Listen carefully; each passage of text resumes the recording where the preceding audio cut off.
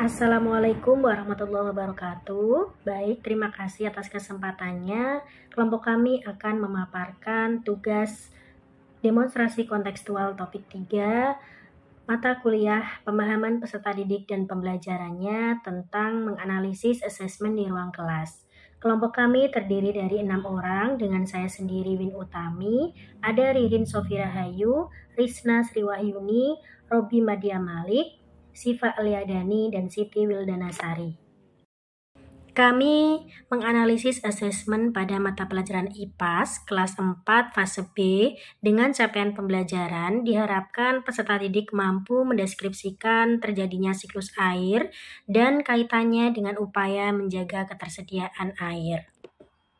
Capaian pembelajaran selanjutnya, peserta didik diharapkan mampu memproses, menganalisis, mengorganisasikan data maupun informasi dalam bentuk tabel dan grafik secara sederhana.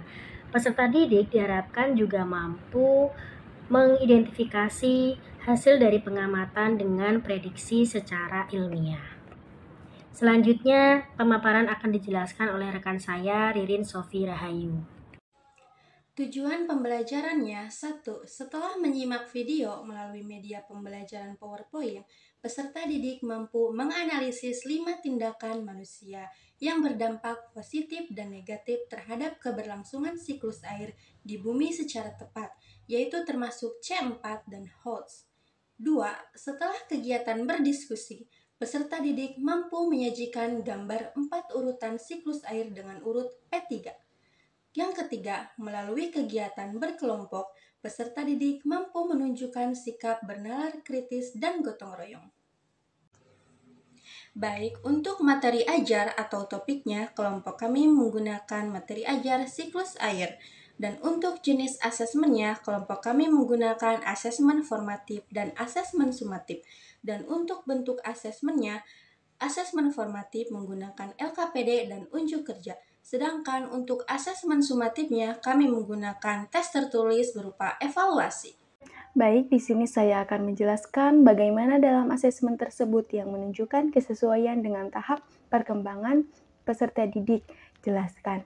Bagian asesmen yang menunjukkan kesesuaian dengan tahapan perkembangan peserta didik, yaitu dengan bantuan media pembelajaran yang konkret, yaitu dengan menggunakan jam siklus air dengan pendapat Sujana dan Rifai dalam Zulfia Mishkah dan Dewi Sartika tahun 2022 mengungkapkan bahwa penggunaan media konkret dalam pengajaran dapat memberikan pengalaman yang nyata tentang benda asli dan membuat perkembangan kemampuan belajar. Bagian mana dalam asesmen tersebut yang menunjukkan kesesuaian dengan tahap perkembangan peserta didik? Jelaskan. Bagian asesmen yang menunjukkan kesesuaian dengan tahapan perkembangan peserta didik yang lain yaitu dengan pemberian LKPD dan evaluasi. Nah, evaluasi ini sudah disesuaikan dengan kemampuan peserta didik, yaitu dengan pemberian soal yang disesuaikan dan adanya rubrik penskoran sesuai dengan kemampuan peserta didik. Bagian mana dalam asesmen tersebut yang menunjukkan kesesuaian dengan perlunya mempertimbangkan aspek lingkungan budaya dan karakteristik peserta didik? Dalam penilaian profil pelajar Pancasila mempertimbangkan aspek sikap gotong royong dan kemandirian. Dalam penilaian ini, pentingnya sikap gotong royong dan kemandirian adalah karena keduanya berperan dalam menjaga dan mengembangkan aspek lingkungan kebudayaan. Selanjutnya, sikap gotong royong mengajarkan perlunya kerjasama dan saling membantu di antara sesama individu. Sementara sikap kemandirian mengajarkan pentingnya memiliki kemampuan untuk mandiri. Keduanya bersama-sama membentuk dasar untuk memperkuat nilai-nilai kebersamaan dalam budaya kita. Selain itu, asesmen juga sudah mempertimbangkan karakteristik yang dimiliki oleh peserta didik karena peserta didik sekolah dasar memiliki rasa ingin tahu yang tinggi dan tertarik akan lingkungan di sekitar mereka.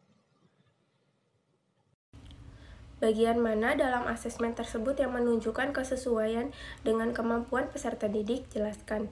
Jawabannya, asesmen formatif yang mempertimbangkan tingkat kesukaran yang beragam, ada soal yang mudah, sedang, dan sukar. Ini bertujuan untuk menyesuaikan dengan kemampuan peserta didik.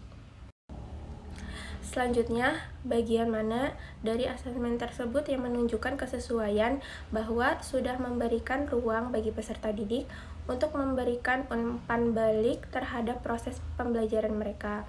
Jawabannya yaitu asesmen yang digunakan yaitu asesmen formatif selama proses pembelajaran seperti perbaikan LKPD yang mana dikerjakan berkelompok. Peserta didik dapat berdiskusi, saling bertukar pendapat, memberikan umpan balik terhadap proyek yang dikerjakan. Baik, pertanyaan selanjutnya yaitu, jika Anda menjadi guru di kelas tersebut, hal apa yang ingin Anda tingkatkan untuk lebih memaksimalkan efektivitas asesmen dengan memperhatikan tahapan perkembangan peserta didik, lingkungan budaya dan karakter peserta didik, serta kemampuan peserta didik? Menurut pendapat kami, hal yang ingin kami tingkatkan pada pembelajaran tersebut yaitu pemberian soal yang lebih hot sebagai pengayaan peningkatan kemampuan bernalar kritis peserta didik, dan memberi ruang gerak lebih pada kegiatan dalam pengerjaan LKPD sehingga peserta didik dapat berkolaborasi lebih aktif dalam mengikuti pembelajaran.